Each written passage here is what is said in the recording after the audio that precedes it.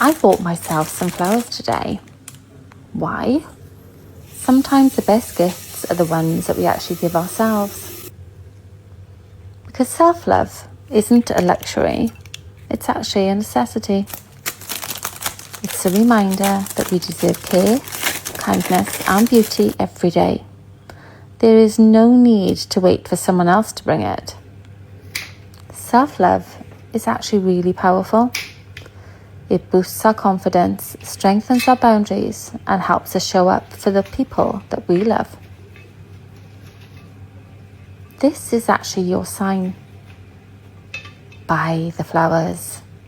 Buy something that makes you happy. Take time for yourself.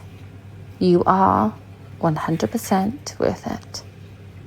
Have the most beautiful day.